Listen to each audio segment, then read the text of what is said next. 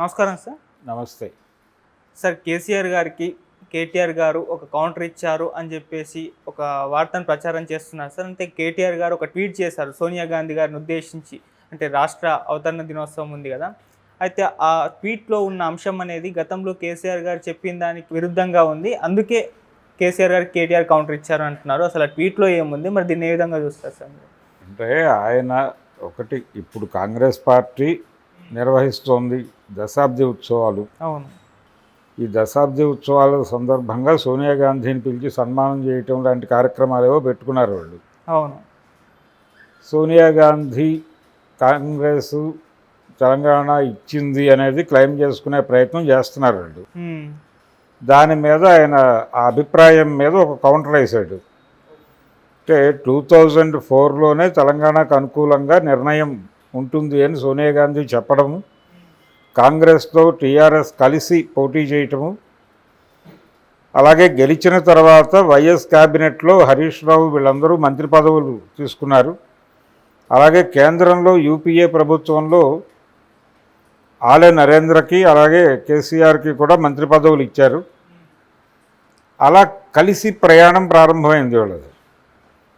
So 2004 నుంచి ఆ ఎన్నికల తర్వాత 2009 ఎన్నికలప్పుడు, ఎన్నికల కంటే ముందే అప్పటికి టీఆర్ఎస్గా ఉన్నటువంటి ఆ పార్టీ విడిపోయింది కాంగ్రెస్ నుంచి. విడిపోవడానికి కారణం ఏమిటి?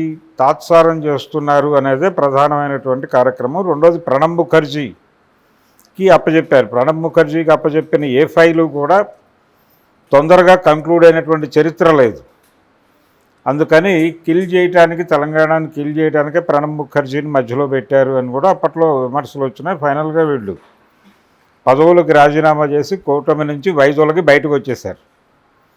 వచ్చిన క్షణం నుంచి కాంగ్రెస్ పార్టీతో యుద్ధమే జరిగింది.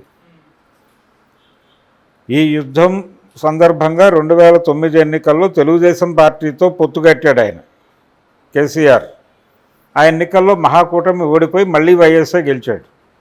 So Telangana demand in total పక్కకి వెళ్ళిపోయింది అనేటువంటి పరిస్థితి. అంటే తెలంగాణని మేము తొక్కేసామని కాంగ్రెస్ పార్టీ బలంగా నమ్మినటువంటి సందర్భం అది. ఈ సందర్భంలో విచిత్రంగా వైఎస్ రాజశేఖర రెడ్డి నిష్క్రమణ తర్వాత తిరిగి కేసీఆర్ గారి నిరాహార దీక్ష కూర్చోవడంతో మళ్ళీ వేడెక్కింది ఉద్యమం.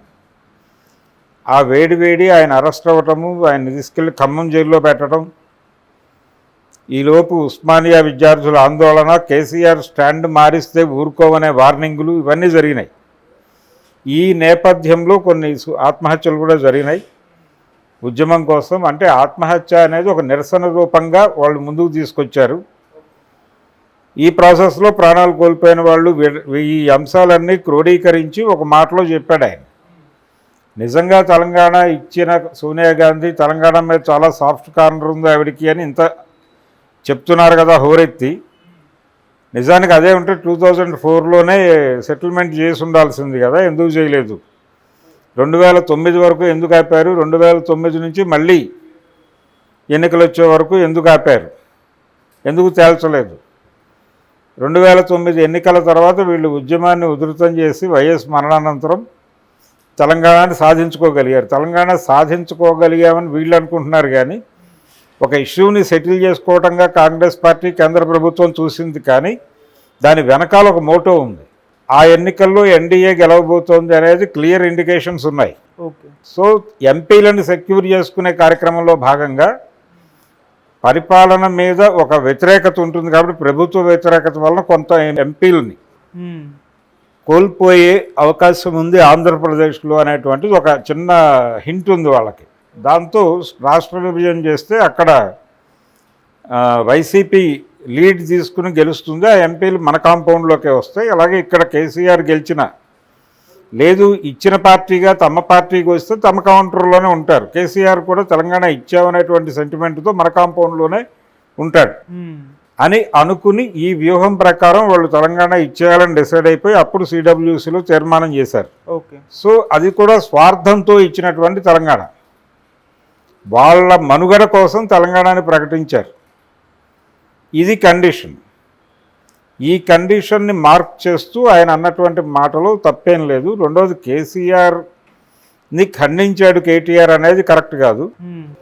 ఎందుకు కరెక్ట్ కాదంటే ఆయన ఒక కాంటెక్స్ట్లో మాట్లాడాడు, దాన్ని తీసుకొచ్చి ఇంకో కాంటెక్స్ట్లో వేసి కంపారిజన్ తీసుకొచ్చి ఈ రెండిటికి పోలిక పెట్టి ఆయన ఖండిస్తున్నాడని చెప్పడం దుర్మార్గం. ఓకే, ఒక కాంటెస్ట్లో ఆయన అసెంబ్లీలో ఆ ప్రకటన చేశాడు, సోనియా గాంధీకి కృతజ్ఞతలు చెప్పాడు ఆయన ఇచ్చినందుకు. ఇక్కడ అసెంబ్లీ సెషన్లో చెప్పడం ఏమిటి, ఆయన నేరుగా వెళ్ళి ఆవిడని కలిసే మాట్లాడాడు కదా, సకుటుంబంగా వెళ్ళి ఫ్యామిలీ ఫోటో దిగారు కదా, అన్ని పేపర్లు వచ్చయింది అప్పుడు. అది అమ్మ కృతజ్ఞతలు అని చెప్పి వెళ్ళొచ్చాడు ఈయన. సో అది వేరు, ఆ ఫేజ్ వేరు. ఇచ్చిన తెలంగాణని క్లెయిమ్ చేసుకుంటోంది కానీ ఇవ్వక తప్పని పరిస్థితి ఉండడం వలన ఇచ్చింది. Okay, contribute condition. మరి ఇదే కాంగ్రెస్ పార్టీ అప్పుడెందుకు ఇవ్వలేదు? 2004లో ఇవ్వలేదు కదా. 68 ఉద్యమంలో ఎందుకు ఇవ్వలేదు? 69 ఉద్యమంలో ఎందుకు ఇవ్వలేదు? చెన్నారెడ్డిని ఎందుకు సరెండర్ చేసుకున్నారు మీరు మంత్రి పదవులు ఇచ్చి? ఆ తర్వాత కూడా ఎన్ని సందర్భాల్లో తెలంగాణ డిమాండ్ ముందుకు వచ్చినా వాళ్ళని ఏదో పద్ధతిలో కొనుగోలు చేయటమే చేసింది కదా కాంగ్రెస్ పార్టీ. నిజానికి చిత్తశుద్ధి ఉంటే అప్పుడే ఇవ్వాలిగా. జయాంధ్ర అప్పుడైనా ఇచ్చి ఉండొచ్చు కదా. 72లో ఇవ్వలేదు. 2004లో హామీ ఇచ్చి నెరవేర్చుకోలేదు. ఇన్ని ల్యాప్సెస్ ఉన్నాయి కాంగ్రెస్ పార్టీ నుంచి. కాబట్టి కేటీఆర్ అన్న మాటలో తప్పేం లేదు. ఓకే, కేటీఆర్ అన్న మాటలో తప్పు లేదు, కానీ ఆయన ట్వీట్ని రీట్వీట్ చేస్తూ కేసీఆర్తో లింక్ చేయటం అనేది తప్పు. ఓకే, కేసీఆర్ ఒక డిఫరెంట్ కాంటెక్స్ట్లో మాట్లాడిన దాన్ని పట్టుకొచ్చి ప్రజెంట్ సినారియోలో ఫిట్ చేసి ఒక చిన్న వైరుధ్యాన్ని క్రియేట్ చేసే ప్రయత్నం కుట్రపూరితంగా చేస్తున్నారు. ఇది కేవలం రాజకీయ కుట్రే తప్ప పొలిటికల్ కన్ఫ్యూజన్ అయితే కాదు. ఓకే, ఇది క్లారిటీ పొందాలి ఎవరైనా సరే. Thank you so much sir. Thank you. 68 ఉద్యమంలో ఎందుకు ఇవ్వలేదు? 69 ఉద్యమంలో ఎందుకు ఇవ్వలేదు? చెన్నారెడ్డిని ఎందుకు సరెండర్ చేసుకున్నారు మీరు మంత్రి పదవులు ఇచ్చి? ఆ తర్వాత కూడా ఎన్ని సందర్భాల్లో తెలంగాణ డిమాండ్ ముందుకు వచ్చినా వాళ్ళని ఏదో పద్ధతిలో కొనుగోలు చేయటమే చేసింది కదా కాంగ్రెస్ పార్టీ. నిజానికి చిత్తశుద్ధి ఉంటే అప్పుడే ఇవ్వాలిగా. జయాంధ్ర అప్పుడైనా ఇచ్చి ఉండొచ్చు కదా. 72లో ఇవ్వలేదు.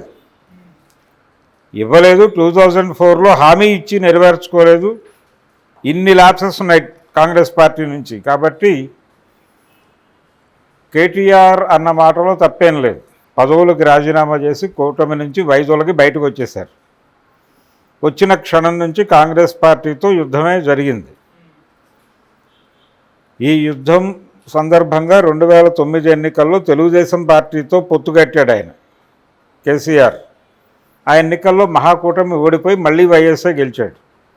So Telangana demand in total పక్కకి వెళ్ళిపోయింది అనేటువంటి పరిస్థితి. అంటే తెలంగాణని మేము తొక్కేసామని కాంగ్రెస్ పార్టీ బలంగా నమ్మినటువంటి సందర్భం అది. ఈ సందర్భంలో విచిత్రంగా వైఎస్ రాజశేఖర రెడ్డి నిష్క్రమణ తర్వాత తిరిగి కేసీఆర్ గారి నిరాహార దీక్ష కూర్చోవడంతో మళ్ళీ వేడెక్కింది ఉద్యమం. ఆ వేడి ఆయన అరెస్ట్ అవ్వటము, ఆయన తీసుకెళ్ళి ఖమ్మం జైల్లో పెట్టడం, ఈలోపు ఉస్మానియా విద్యార్థుల ఆందోళన, కేసీఆర్ స్టాండ్ మారిస్తే ఊరుకోవనే వార్నింగులు ఇవన్నీ జరిగినాయి. ఈ నేపథ్యంలో కొన్ని ఆత్మహత్యలు కూడా జరిగినాయి ఉద్యమం కోసం. అంటే ఆత్మహత్య అనేది ఒక నిరసన రూపంగా వాళ్ళు ముందుకు తీసుకొచ్చారు. ఈ ప్రాసెస్లో ప్రాణాలు కోల్పోయిన వాళ్ళు ఈ అంశాలన్నీ క్రోడీకరించి ఒక మాటలో చెప్పాడు ఆయన. నిజంగా తెలంగాణ ఇచ్చిన సోనియా గాంధీ తెలంగాణ మీద చాలా సాఫ్ట్ కార్నర్ ఉంది ఆవిడికి అని ఇంత చెప్తున్నారు కదా హోరెత్తి. నిజానికి అదే ఉంటే 2004లోనే సెటిల్మెంట్ చేసి ఉండాల్సింది కదా, ఎందుకు చేయలేదు? 2009 వరకు ఎందుకు ఆపారు? 2009 నుంచి మళ్ళీ ఎన్నికలు వచ్చే వరకు ఎందుకు ఆపారు? ఎందుకు తేల్చలేదు?